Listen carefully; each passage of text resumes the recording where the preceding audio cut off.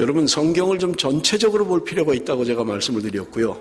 제가 종종 말씀드린 것 가운데 하나가 뭐냐면, 성경을 볼 때 성경 안에 하나님의 약속, 그리고 그것을 어떻게 성취해 가시는가 하는 것이 성경 안에 기록되어 있다고 말씀을 드렸고요. 또 하나는 하나님이 하나님의 백성을 어떻게 구원해 가시는가 하는 구속사적 관점으로 성경을 보아야 된다라고 하는 것을 말씀을 드렸습니다. 그래서 이 논지를 가지고 오늘 우리에게 지금 어려운 행함으로 구원을 받느냐, 아니면 은혜로 구원을 받느냐라고 하는 것을 풀어가도록 그렇게 하겠습니다. 그래서 설교 제목을 제가 오늘 율법과 은혜다라고 하는 것으로 그렇게 설교 말씀을 정한 것입니다.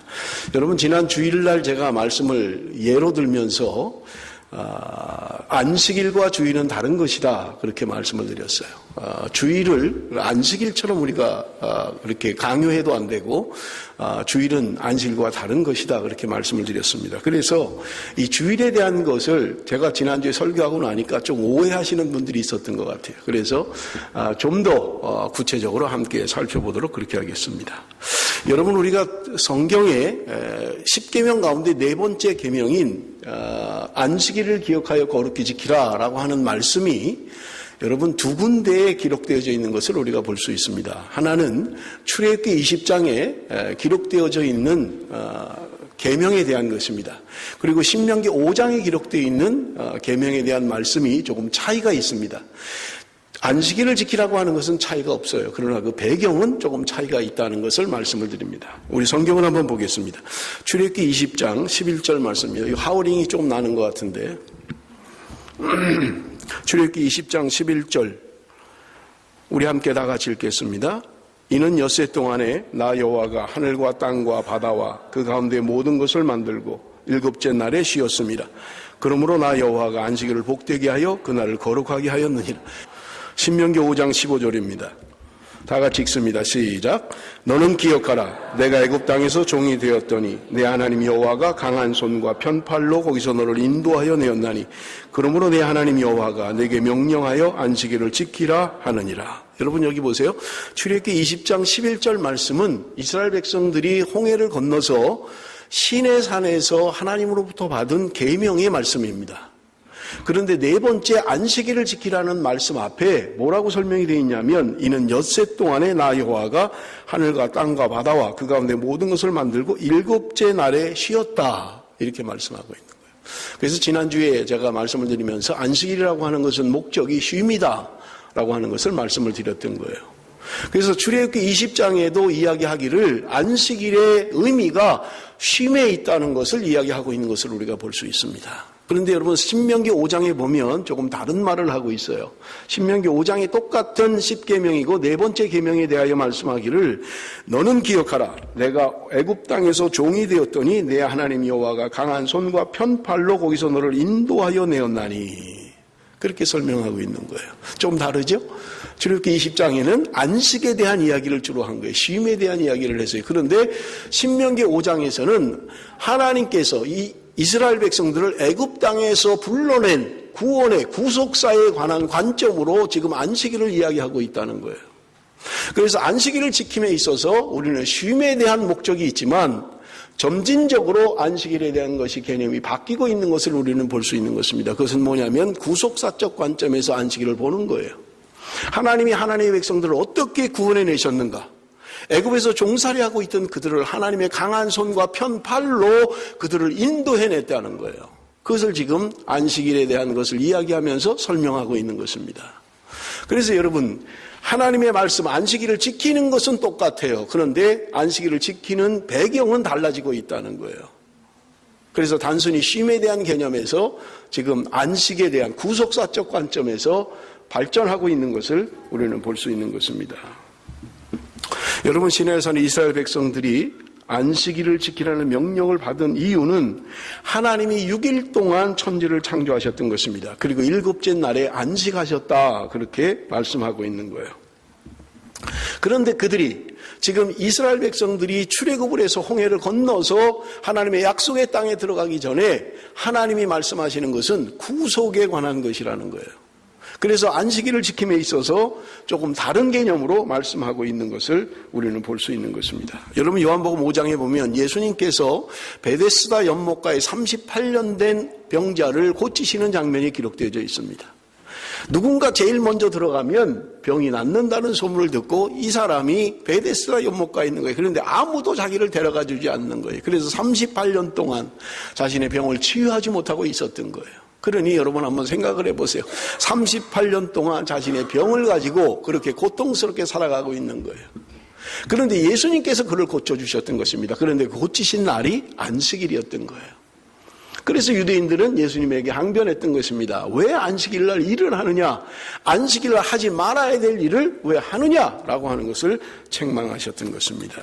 그런데 분명한 것은요, 예수님께서는 말씀하십니다. 안식일이 사람을 위하여 있는 것이 아니라 사람이 안식일을 위하여 있는 것이 아니라 안식일이 사람을 위하여 있노라고 말씀하셨던 것입니다. 안식일의 분명한 목적을 예수님께서 말씀하고 계신 것을 우리는 볼 수 있는 것입니다. 여러분 교회사를 통해서 보면 여러분 안식일과 주일에 대한 개념을 세 가지로 이야기할 수 있습니다. 그래서 첫 번째는요, 율법주의적 견해입니다.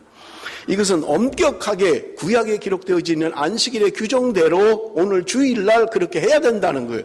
율법주의에 근거한 주일에 대한 개념을 이야기하고 있는 것입니다.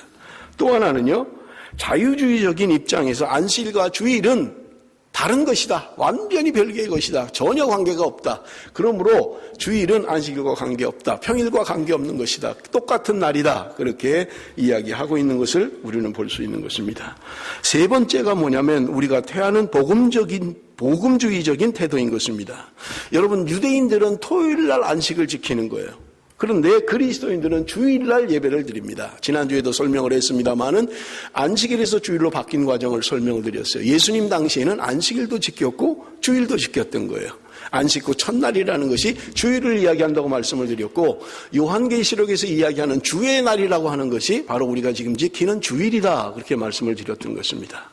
그런데 이것이 어떻게 조화를 이룰 수 있느냐는 거예요. 여러분, 율법주의적인 문자적인 안식일은 지키지 않습니다, 우리는. 그러나 여러분, 안식일의 완성이 주일이라고 보면 되는 거예요. 그건 무슨 말이냐면 안식일의 규정이라고 하는 것은 행위에 대한 것입니다. 그러나 여러분, 주일에 대한 것은요, 그런 강제 규정은 없어요. 예를 들면 구약의 안식일에 대한 규정들을 보면 불을 피우지 말라. 제가 일부 예배 때도 말씀을 드렸습니다만 어떤 사람이 우스갯소리로 그런 얘기를 하더라는 거예요. 유대인이 그 안식일 날 자기를 부르더래요. 왜 그러냐 그랬더니 우리 방에 스위치 좀 켜달라고. 이 스위치를 켜는 게 일이라고 생각하는 거예요. 그래서 못한다는 거야 유대인들은. 그래서 옆집 사람을 불러가지고 스위치를 좀 켜달라. 불을 켜야 되니까 그렇게 했다는 웃지 못할 이야기인 것입니다. 여러분 지금 이야기하고 있는 것이 무엇을 우리에게 이야기하고 있습니까? 여러분 안식일의 완성이 주일이라고 저는 말씀을 드렸습니다. 여러분 안식일이라고 하는 것은 의무 규정이라면 여러분 주일이라고 하는 것은 자발적인 것입니다. 여러분 우리가 왜 주일을 성수해야만 합니까? 그것은 주님의 날이기 때문에 그런 거예요. 안식일은 내가 의무적으로 하는 거라면 우리는 우리의 마음으로 해야 된다는 말입니다. 예를 들면 의무라고 하는 것은요, 그냥 나오면 지키는 거예요. 안식일을 지켜라? 그 자리에 나가면 되는 거예요. 그래 앉아서 내가 딴 생각을 해도 전혀 범하는 게 아니에요. 그런데 여러분 주일이라고 하는 것은 내가 자발적으로 예배에 참여하는 것입니다. 왜냐하면 그 예배가 내 인생에 가장 소중한 거기 때문에 그래요. 예배만큼 기쁜 것이 없고 예배만큼 하나님을 만나는 것이고 주님의 부활을 기념하는 것이기 때문에 우리는 예배에 참여하는 것이라는 말입니다. 누가 예배 가야 돼, 주일날 예배 드려야 돼 라고 하는 강제 규정 때문이 아니라 우리의 심령이 기쁨으로 주님을 만나고 주님 앞에 나오는 것이 내 인생의 최고의 목적이기 때문에 우리는 주님 앞에 예배를 드리는 것이라는 말입니다.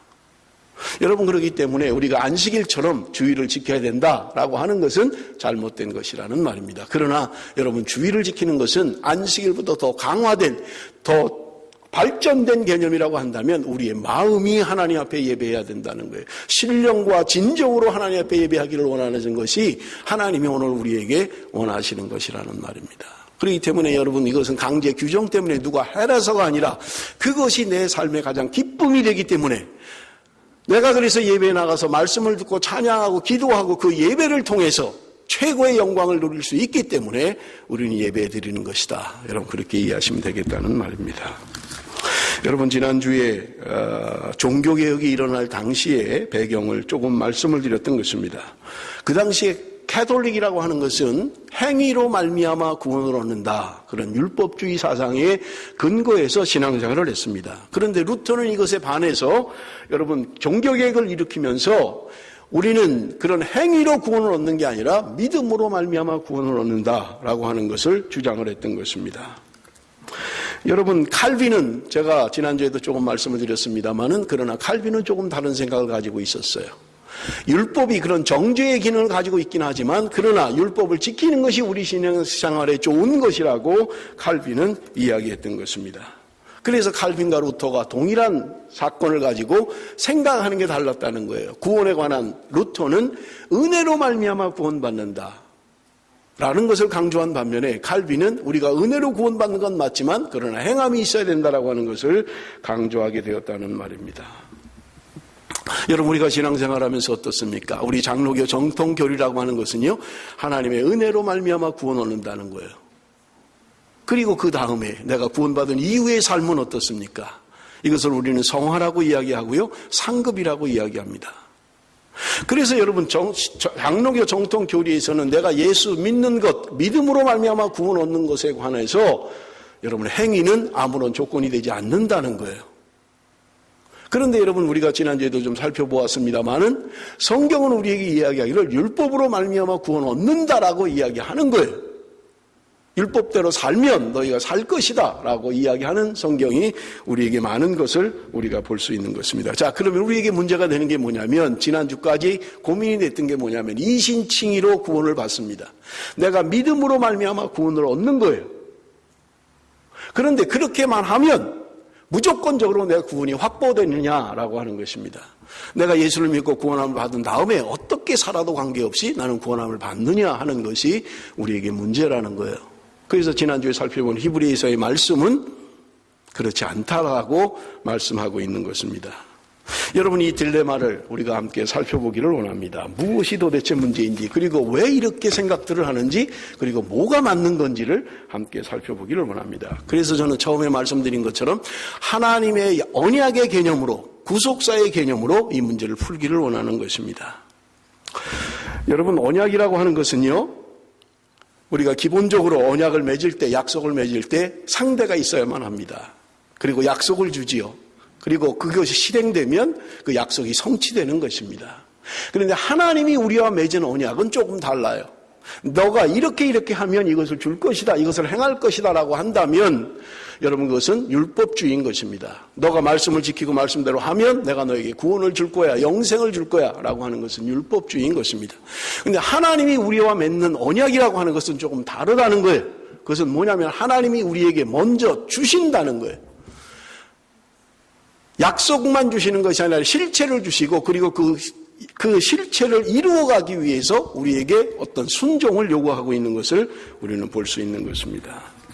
그래서 여러분, 우리가 성경에 나와 있는 언약이라고 하는 것을 추적을 하면서 과연 이 성경이 말하는 언약은 무엇을 말하고 있는지를 함께 살펴보기를 원하는 것입니다. 제일 먼저 여러분이가 성경을 보면, 물론 약속이라고 이야기하고 있지는 않습니다만 많은 성경학자들이 이야기하는 것이 아담 언약이다 그렇게 이야기를 해요. 창세기 제일 먼저 나오는 아담과의 언약인 것입니다. 여러분, 우리가 아는 것처럼 아담 언약이라고 하는 것은 하나님이 에덴 동산에 선악을 알게 하는 나무를 만들어 놓은 거예요. 그리고 사람들에게 이야기합니다. 다른 것은 다 먹어도 되는데 선악이라게 하는 나무의 열매를 먹으면 너희가 죽는다, 그렇게 말씀하셨던 것입니다. 그래서 여러분, 반율법주의자들은 이것이 행위 언약이라고 보는 거예요.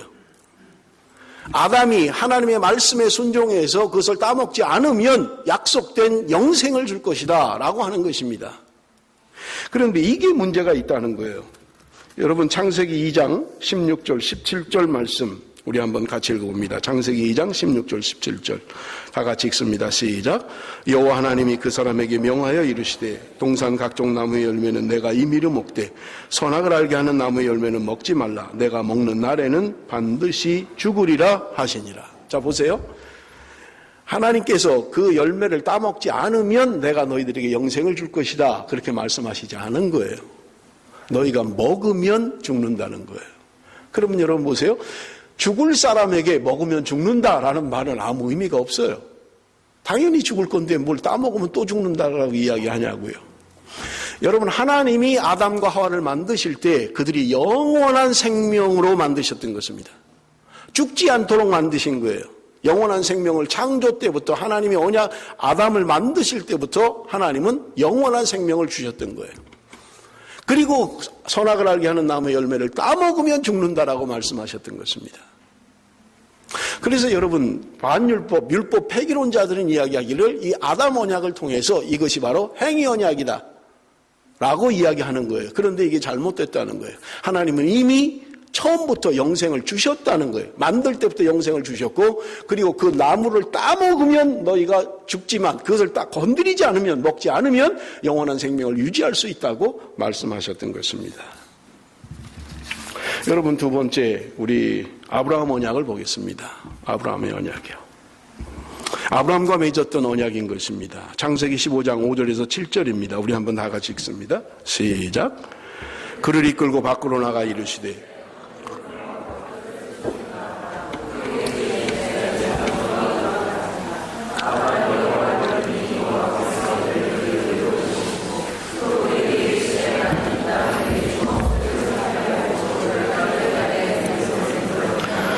하나님께서 아브라함을 밖으로 이끄시고 말씀하십니다. 하늘으로 무뼈를 셀 수 있나 보라. 내 자손이 이와 같으리라. 아브라함이 여호와를 믿으니 여호와께서 이를 그의 의로 여기시고, 아브라함이 이를 믿으니까 그것을 의로 여기셨다는 거예요. 여러분, 로마서 4장 5절을 한번 좀 살펴봅니다. 로마서 4장 5절, 로마서 4장 5절입니다. 우리 로마서 4장 5절입니다. 다 같이 읽겠습니다. 시작. 이를 아니할지라도 경건하지 아니한 자를 의롭다 하시는 이를 믿는 자에게는 그의 믿음을 의로 여기시나니. 지금 무슨 말이에요? 내가 경건하지 않아요. 일한 게 없어요. 그런데 나를 의롭다 하시는 이를 믿으면 그 믿음을 의로 여기시겠다는 거예요. 지금 아브라함의 언약 가운데 여기 오늘 본문이 이야기합니다. 아브라함이 여호와를 믿으니 여호와께서 이를 그의 의로 여기셨다. 우리가 볼 때 은혜 언약인 것 같아요. 아브라함과 맺은 언약은 은혜 언약이다. 왜냐하면 아브라함이 그것을 믿을 때 하나님이 그를 의로 여기셨다라고 생각하는 것입니다. 그런데 여러분, 학자들이 이야기하는 것처럼 이것은요, 은혜 언약이 아니라는 거예요. 왜 그러냐면 여러분, 창세기 17장 1절 2절에 기록되어 있습니다. 그 뒤에 창세기 17장 1절 2절입니다. 아브라함이 99세 때 여호와께서 아브라함에게 나타나서 그에게 이르시되 나는 전능한 하나님이라. 너는 내 앞에서 행하여 완전하라. 내가 내 언약을 나와 너 사이에 두어 너를 크게 번성하게 하리라 하시니. 여기 보면 내가 내 언약을 나와 너 사이에 두어, 그 전에 뭐라고 이야기하고 있어요? 너는 내 앞에서 행하여 완전하라. 행하여 완전하라고 말씀하고 있는 거예요. 아브라함과 맺은 언약은 단순히 그냥 너가 다른 거 안 해도 된다, 그냥 믿기만 하면 은혜로 구원을 받는다라고 말씀하고 있지 않다는 거예요. 하나님께서 행하여 완전하라고 말씀합니다. 더 구체적인 걸 보겠습니다. 창세기 26장 3절에서 5절입니다. 창세기 26장 3절에서 5절.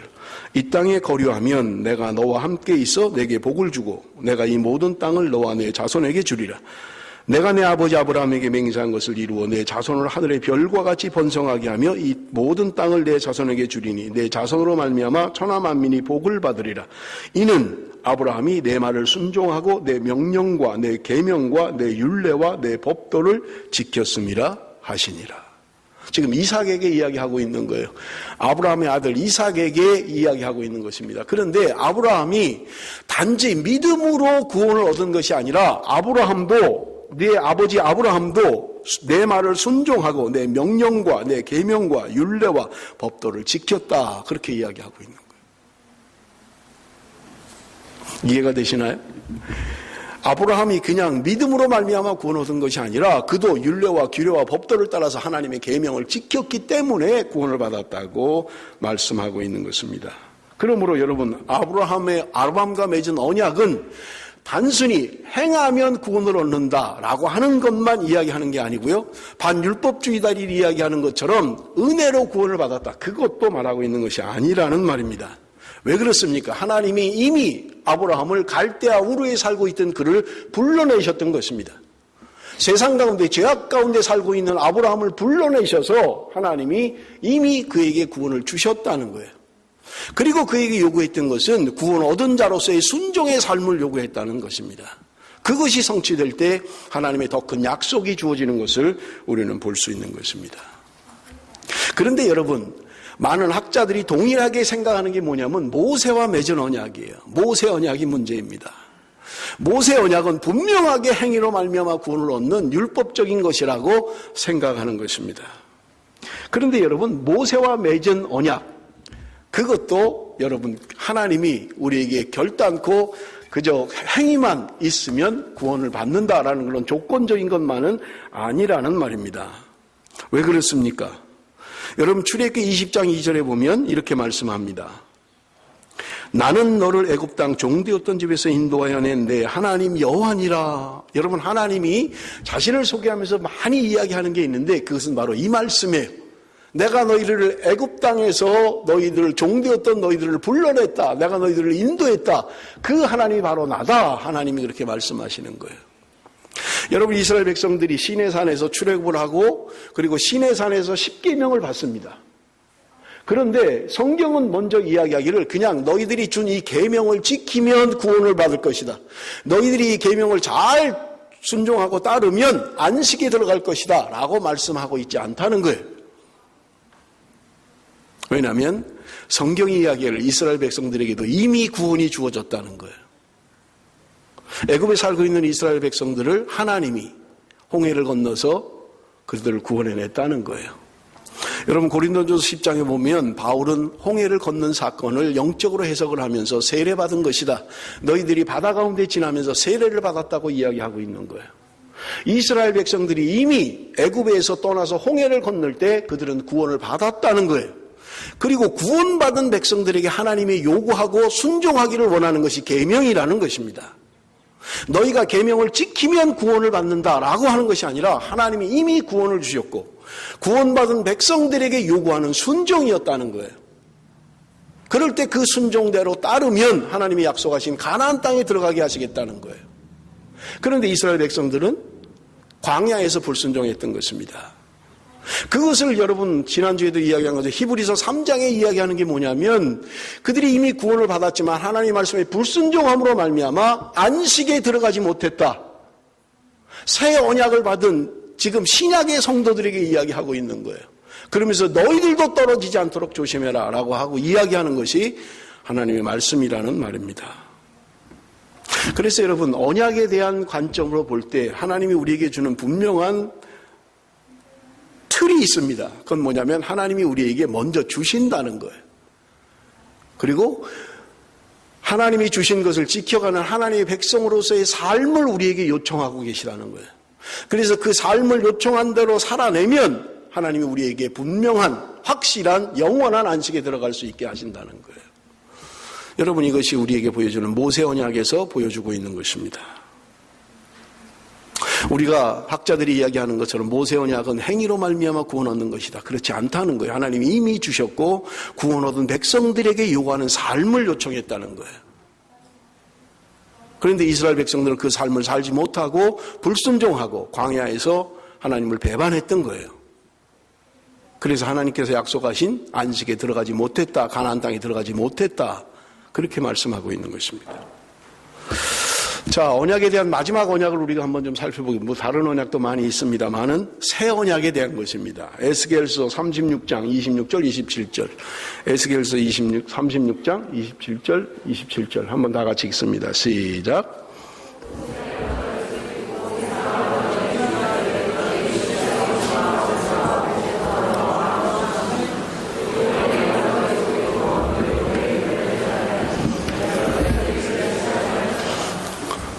여러분 하나님께서 우리에게 새 언약을 맺으시겠다. 새 언약을 주겠다고 말씀합니다. 옛 언약은 시내산에서 받은 십계명을 이야기한다면 새 언약은 하나님이 우리에게 새로운 언약을 주시겠다는 거예요. 여러분 그 새 언약의 내용이 무엇입니까? 내가 너희들에게 새 영을 불어넣어 줄 것이라는 거예요. 그리고 옛 언약은 돌에 새긴, 돌비에 새긴 계명이라면 이제는 너희들의 마음에 새기겠다고 말씀하고 있는 거예요. 하나님의 영을 우리에게 불어넣어서 우리를 새로운 사람으로 만들고 부드러운 마음을 줄 것이고 우리의 마음에 하나님의 말씀이 새겨지도록 하시겠다는 거예요. 이것이 새 언약입니다. 그래서 많은 사람들이 생각할 때 새 언약이라고 하는 것은 100% 은혜 언약이다. 하나님이 우리에게 은혜로 말미암아 구원 얻도록 하신다라고 하는 것을 이야기하고 있는 거예요. 그런데 보세요.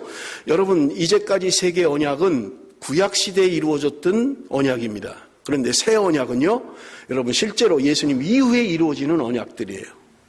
그런데 이 새 언약은 우리에게 은혜로만 구원 얻는다는 것을 말하고 있지 않다는 거예요. 여러분 성경을 우리 한번 보겠습니다. 성경 말씀 히브리서 10장 36절 우리 한번 같이 읽어봅니다. 히브리서 10장 36절 다 같이 읽습니다. 시작. 너희에게 인내가 필요함은 너희가 하나님의 뜻을 행한 후에 약속하신 것을 받기 위함이라. 여러분, 이 말씀은 이스라엘 백성들이 하나님의 약속한 것을 받는 것, 안식에 들어가는 것을 이야기합니다. 그런데 그것을 하기 위해서 먼저 해야 될 게 뭐냐면 하나님의 뜻을 행한 후에 너희가 인내해야 되고 하나님의 뜻을 행해야만 그 약속한 것을 받을 수 있다라고 이야기하고 있다는 거예요. 구원이라고 하는 것은 내가 그냥 믿기만 하면 하나님이 주시는 것, 그것을 말하고 있지 않다는 거예요. 하나님의 뜻을 행한 후에 그 약속이 이루어진다는 거예요. 지난주에도 말씀을 드렸습니다만 사람들이 왜 자꾸 헛갈리냐면 내가 예수 그리스도를 믿을 때 받는 구원, 그것이 확정적이지 않다는 거예요. 그래서 여러분들이 헷갈리는 겁니다. 성경은 다를 이야기하고 있기 때문에 그래요. 율법이 폐해졌다라고 하는 것은 제사법에 대한 것이 폐해졌다라고 말씀을 드렸습니다. 제가 다음 시간에 그렇지 않은 것을 말씀을 드릴 거예요. 제사법만 폐해진 게 아니었어요. 그렇기 때문에 여러분 우리가 헷갈리는 게 율법은 이미 폐해진 것이다라고 할 때 그것이 무엇을 의미하느냐라고 하는 것 때문에 그래요. 구약에 이야기하는 모든 율법이 다 폐해진 것이냐 아니면 제사 제도만 없어진 것이냐 하는 것 때문에 그렇습니다. 그런데 제사 제도만 없어진 게 아니라는 거예요. 그렇다면 여러분 우리가 딜레마에 자꾸 빠지는 게 뭐냐면 율법을 행함으로 구원을 받느냐 아니면 믿음으로 구원을 받느냐라고 하는 것을 제가 지금 쭉 살피는 것 가운데 여러분 구약에 맺은 하나님의 백성과 맺은 언약 가운데도 율법으로만 구원을 얻는다, 행함으로만 구원을 얻는다는 것을 말하고 있지 않다는 거예요. 이미 하나님이 구원을 주셨고 그것을 성취하는 과정에서 순종을 요구하고 있다는 거예요. 또 새 언약에도 마찬가지로 하나님이 우리와 맺은 새 언약 속에도 그냥 은혜로 구원받는 게 아니라 너희들이 하나님의 말씀대로 하나님의 뜻을 행한 후에 약속한 걸 받을 수 있다는 거예요. 내가 예수 그리스도를 믿을 때 구원함을 받습니다. 그러나 그것은 여러분 완성된 게 아니잖아요. 내가 구원함을 받았으면 난 어떤 문제도 없나요? 여러분 내가 궁극적으로 내 구원이 완성되는 것은 내가 개인적으로 죽든지 주님이 오셔야만 완성된 구원이 이루어지는 거예요. 그러면 나는 이미 예수 그리스도를 믿었어요. 10살에 예수 그리스도를 믿었어요. 20살에 예수 그리스도를 믿었어요. 그러나 죽기 전까지 내가 살아가는 인생 가운데 여러분 우리는 분명한 도전이 있다는 거예요. 내가 구원만 받으면 모든 게 자유로워지나요? 그렇지 않잖아요. 개인적으로 내 안에 있는 옛사람이 나와 싸움이 일어나요. 악한 영이 우리를 유혹합니다. 그래서 말씀에 순종하지 못하게 되는 거예요. 그런데 성경은 우리에게 말씀합니다. 새 영을 주시겠다는 거예요. 너희들의 의지와 노력으로 살아가는 게 아니라 하나님의 영을 너희에게 주어서 하나님의 영으로 말미암아 우리가 말씀에 순종하는 삶을 살게 하시겠다는 거예요. 그럴 때 우리는 궁극적인 구원이 이루어진다고 이야기하고 있는 거예요.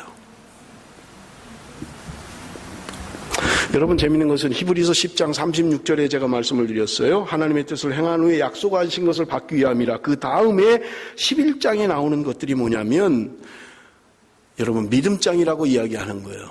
믿음으로 아벨은, 믿음으로 에녹은, 믿음으로 노아는 계속해서 믿음의 사람들을 이야기하고 있어요. 자 그럼 보세요.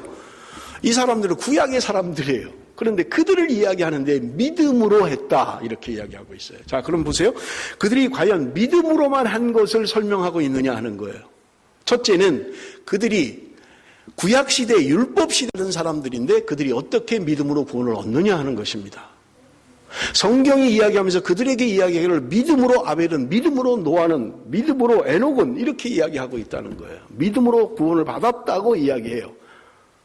그런데 구약시대에 무슨 믿음으로 구원을 받아요? 여러분, 구약시대에 우리에게 주신 것이 있습니다. 그건 뭐냐면 제사제도였던 거예요. 하나님이 우리에게 율법을 주시면서 완벽한 순종을 요구하신 게 아니었어요. 왜냐하면 여러분, 구약시대 율법에 살아가는 사람들도 율법을 지킬 수 없어요. 여러분, 율법으로 말미암아 구원 얻는 사람이 없다고 이야기하는 거예요. 성경이 로마서 3장 20절에 증거하고 있잖아요. 율법으로 말미암아, 행위로 말미암아 구원 얻을 사람이 없다는 거예요. 이제까지 한 명도 없었다는 거예요.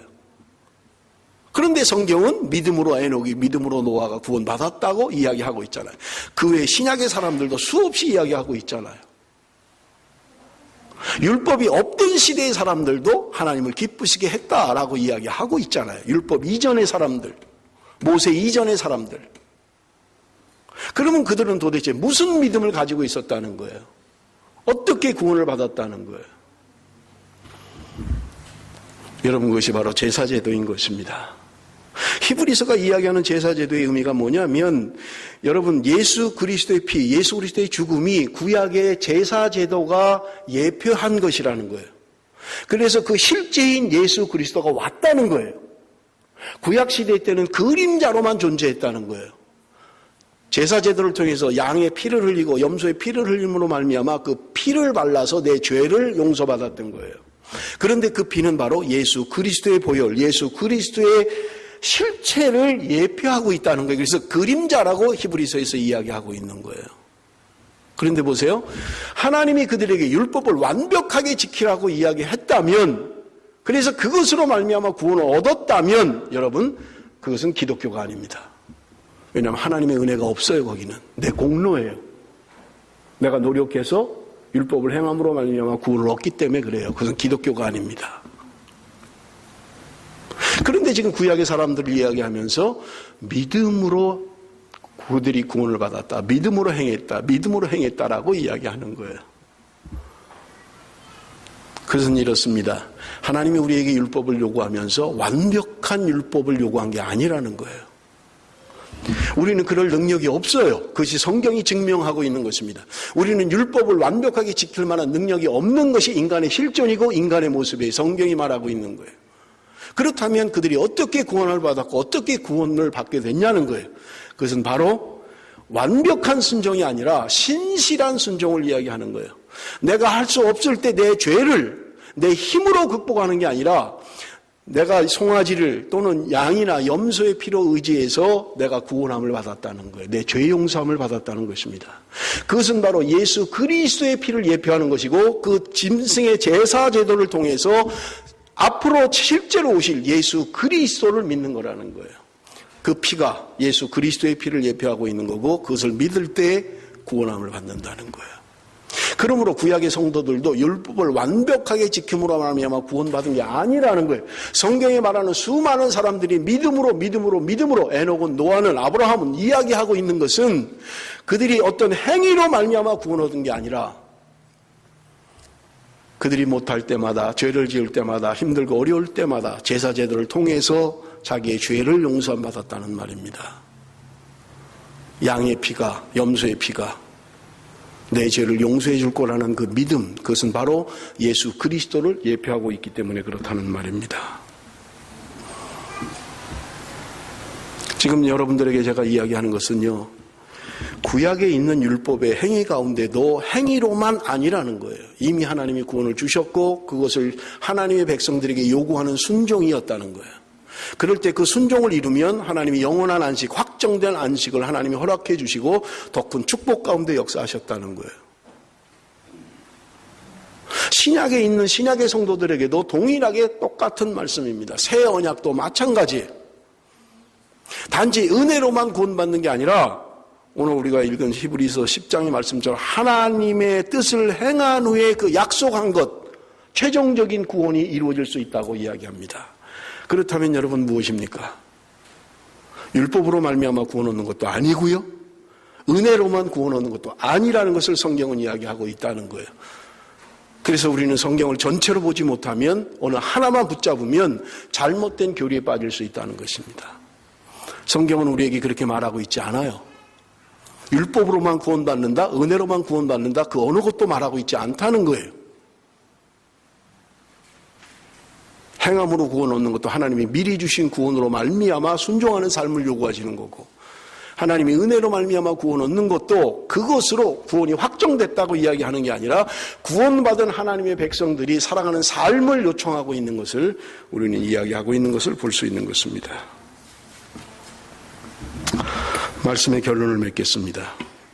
하나님은 우리에게 너희들이 율법을 지켜야만 구원을 줄 수 있다라는 그런 흥정꾼이 아니라는 거예요. 너가 그냥 믿기만 해, 그러면 내가 너에게 구원을 줄 거야 라는 산타크로스도 아니라는 거예요.